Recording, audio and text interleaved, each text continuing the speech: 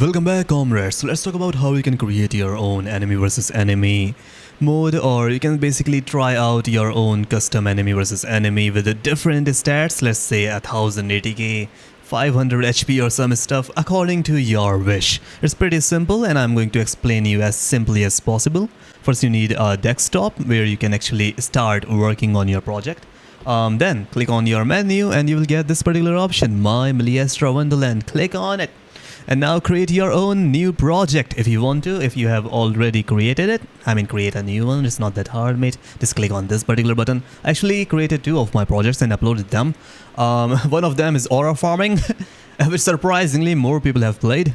And then there is this Mora Rush, my favorite one that I actually worked for hours on, and it's pretty much in the trenches, baby. You can go and try it out if you want to. It's actually a pretty decent game, not that bad. Now come back to your local save. Okay, create a new project and there we go.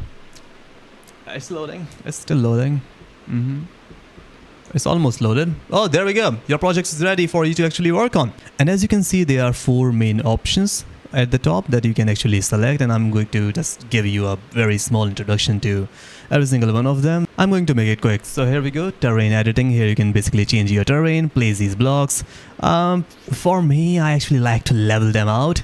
Like I just clicked on this level out thingy, and then now it's like a base ground, or basically a ground where our enemies will fight. It has nothing, literally nothing to do with our enemies versus enemy thingy.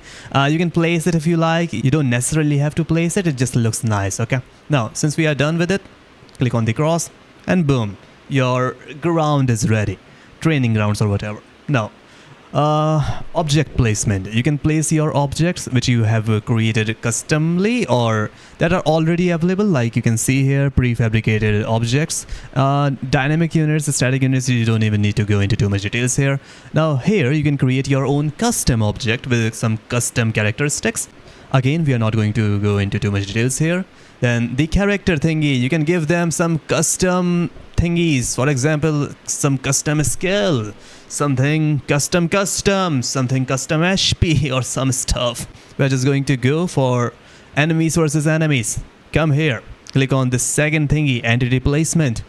Click on creations. There is only one option, that is basic creations, and for now there are not that many enemies that are currently available for you to place and work on. So for now I'm going to actually place large pyro slime and a large hydro slime, and we are good to go, baby. Look at them, they are so adorable. So before we actually make them fight each other, we are going to actually give them some different or custom stats of our own. Click on these, like you can see these 4 options. Click on the second option, that is it's literally a 80k button there, so you can kind of guess what we are going to deal with. Click on this basic battle attribute. This is the only thing we are going to work on. Click on this thingy and boom, level 1 HP, 80k and defense. Now you can also see the maximum cap which whoever allows you to give them. Like HP, you cannot just place 99999 like a million HP. For example, I erase the current HP, I place this particular value. I click on this thingy, so you can see whoever has actually autocorrect the HP to the maximum limit, that is 4000. Okay, so 4000 is the maximum limit to, or basically 4000 is the maximum HP you can allot to your large pyro slime. For 80k you can place, let's say, let me just put a random number, and there we go, the maximum limit is 580k.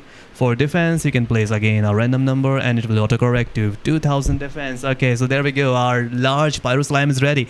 The level here right now does nothing, so if you actually upgrade his level to level 100 or whatever, it will have no effect at all because his HP, 80k and defense are already there. So I can literally put level whatever I want. 200 is the maximum level that whoever is allowing me to put here, so fair enough. We are good to go. So our large slime got some custom stats of our own. Our hydro slime, I'm not going to change anything with it. So large slime is basically 1000 times stronger than our hydro slime. Completely fine, a fair world we live in. Now come here, the second exclamation mark button or whatever, the first option. Now we are going to actually make them fight each other. We need to change certain things. Okay, click on this button, click on stage settings. Okay, let me repeat myself. click on this button, click on stage settings, the very first option, and boom, we will have a lot of options there, but we need not to look into them. Factions, we need to click on factions. What do you understand by a faction? Basically a group of people that actually do some work for a particular thingy, like a community of kind of stuff. Like you got the basic idea where I'm coming from, right? So there are 3 default factions in game.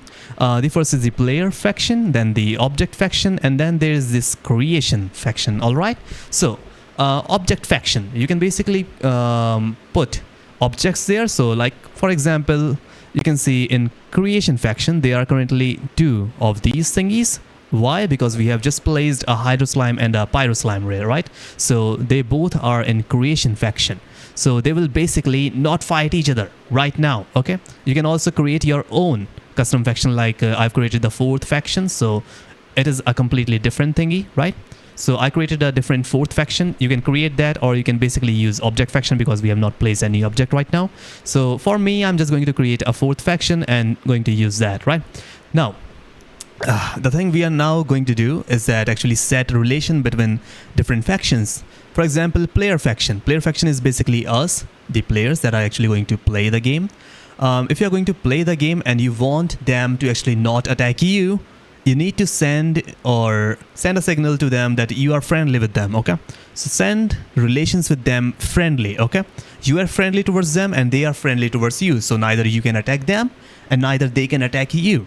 So that's how it's going to work. All right, so you are friendly with every single one. I have set players faction friendly with every single one of them, so they will not attack me. Now object faction, here the objects are there, but I've placed nothing right now, so it's completely empty. Creation faction, so what I'm going to do now is actually put pyro slime in creation faction, and then I'm going to give hydro slime this 4th faction that I just created. Okay, so they will belong to a different community. Like boom, we are good to go. You already got the basic gist of where we are going, right? So in creation faction, I'm going to actually set hostile. I mean, it's already hostile towards the 4th faction, and the 4th faction is also hostile towards the creation faction, so they both basically will fight each other.